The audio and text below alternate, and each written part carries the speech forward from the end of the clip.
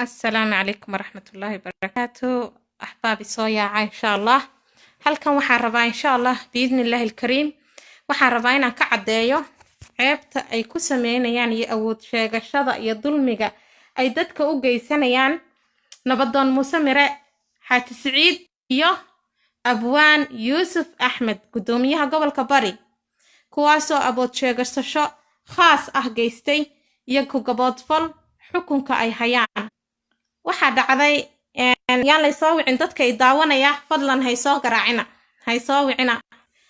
asxaabta waxaa dhacday in uu sameeyay nabadoon Muuse waxa weeyaan waa dumaashigay wuxuu qabaa walaashay wuxuu cidda uu dulminayaana waxa weeyaan walaashay kale oo la yiraahdo Khadra Siciid Maxamed ayuu isaguna dulminayaa. waxa uu sababta uu dulminayaana aniguna waxaan ahay Farax Siciid Maxamed.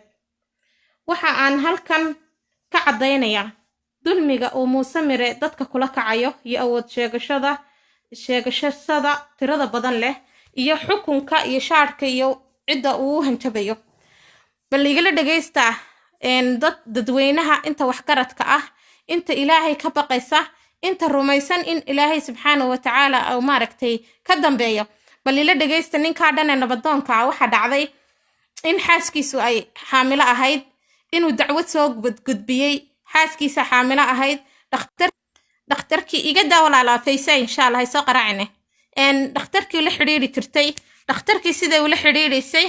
waqtigeedii waxa la gaadhay inay walaashay ay noqotay overdue xilligii ay dhali lahayd ay dhaaftay. waxa dhacday marka in Muuse Mire Ilaahay subxaanahu wa ta'aala xaaskiisii uu u yeedhay dhakhtarkii walaashay qabay oo Masriga ahaa uu u yeedhay uu saaray iskaankii markuu saaray wuxuu u sheegay in waqtigii ilmahani dhaafay.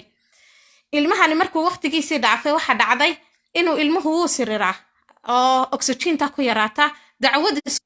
dacwad wuxuu soo saaray Muuse Mire isku day dil ah. haddii ay noqotay dacwadii isku dayga dilka ahayd uu ku dacwado yiri ilmahaygii buu reerkan iga dilan ilmihii Ilaahay nabadgelyo ugu soo saaray way dhaleen qalin bay walaashay ku dhashay ma sha Allah Ilaaha noo daay babygeena asxaabeedinkana ma sha Allah dhaha waxa dhacday in uu babygi markuu dhashay isagoo nabad qaba laakiin sirrsan oo dareemisid waqti inuu ilmuhu waqtiga markuu dhaafo ay ku dareemisid inuu ay tahay uu sirirayo ayaa Muuse soo cararo uu sado dawladda tago uu ka soo dacweeyo uu yiraahdo ninkii Masriga ahaa bay iga dilay gabadhaydii ilmahaygii iga dhibaateeyay oo dil iga geystay. ilmihii ma dhiman walaashayna ma dhiman way nool yihiin labaduba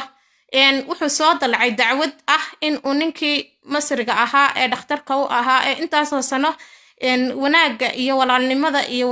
khayrka u waday ayuu wuxuu ka dhigay in uu isaga maaragtay ilmihiisii ka dhibaateeyay. dhakhtarkani ilmahan wax dhibaataa uma geysanin just scan buu saaray wuxuu yiri orod oo u tag umulisadii markay u tagtayna umulisadii way ku dhalweeday walaashay qalin bay markii dambe qaadatay. intaasay ahayd sheekadu ay ka bilaabantay. laakiin nabadoonuhu wuxuu yiri waxaan doonayaa in aan xoog iyo power adeegsado oo ninka Masriga ah aan soo xidho haba yiraahdo dacwadii uu gudbiyay Muuse uu ku feel garoobay dacwadda cadeynteeda way nii soo diri doonaa. gabadha uu dulminayaana waa Khadra Barshaad ninka uu dulminayaana waa Siciid waa Maxamed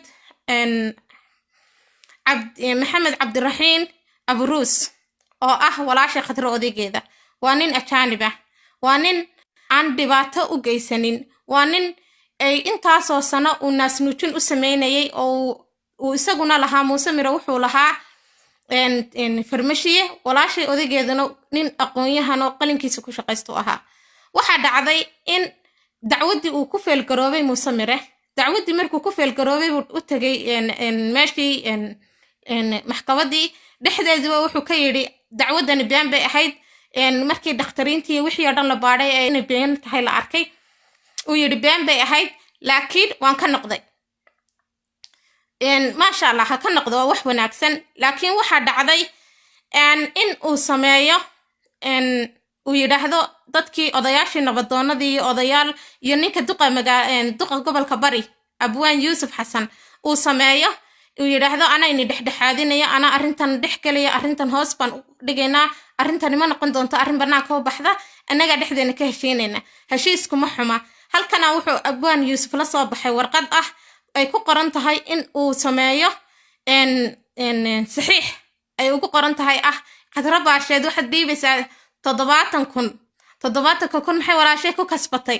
sababtoo ah ninkeedu waa ajaanib ninkeedu waxa weeyaan nin miskiin ah nin aan waddanka u dhalan weeyaan 70,000 baa laga qaadaya 30,000 wuxuu yidhi Muuse Mire waa shaarkaygii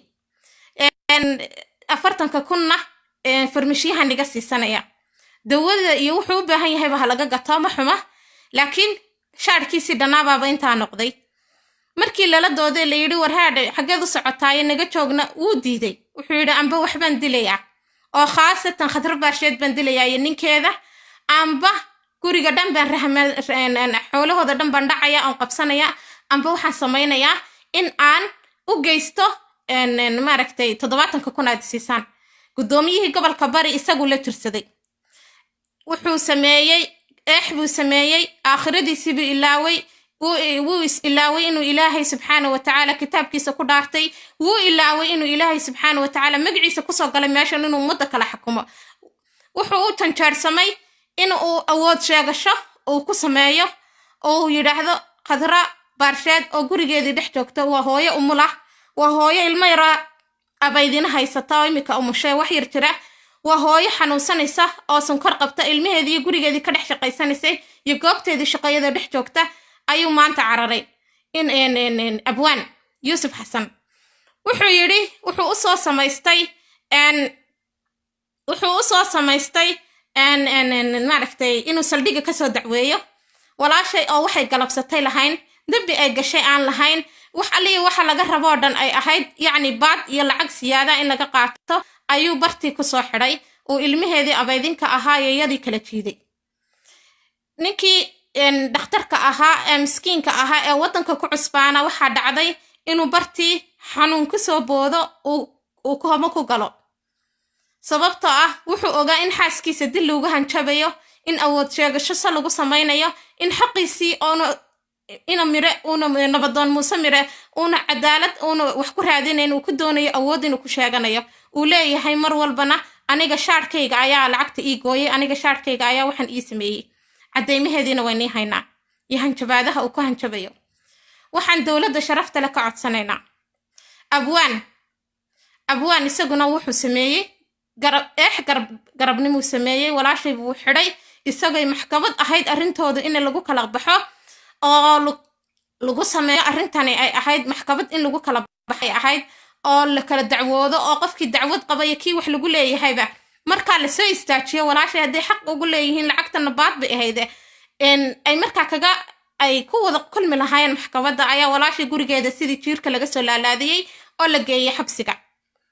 xabsigii hadii la geeyay waxa dhacday in walaashay lagu hanjabay lagu caayay lagu bahdilo la yiri qolka boosaneerka ku xareeya waa gudoomiyaha gobolka bari ninka saa u hadlaya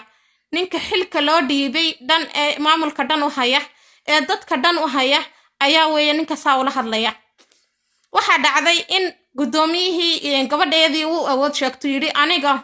aniga ayaa ka sareeyay buu yiri maxkamadaha tiiso aniga ayaa wax kasto baawarana haysta horeyna Muuse Mire wuxuu ugu tookhayay uu sheeganayay inuu ninkan yahay nin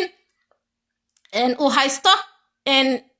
gudoomiyaha gobolka bari iyo rag kala badan oo uu ku tookhayay aad ugu tookhayay uu lahaa waxba igama qaadi karaan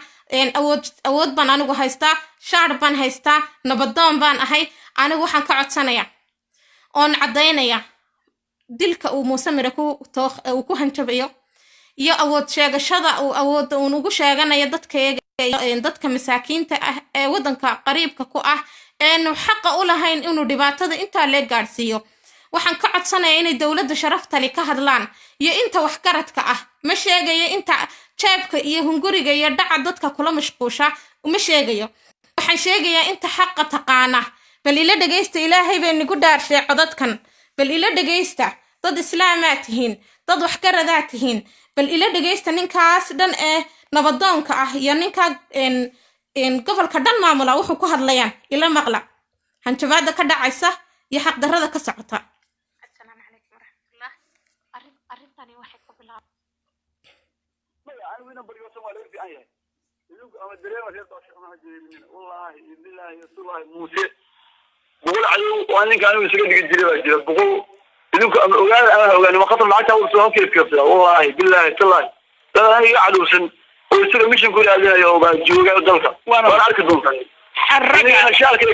أنا الحين أنت هذا الدري المغرب واحد الدري أنت قط إيتني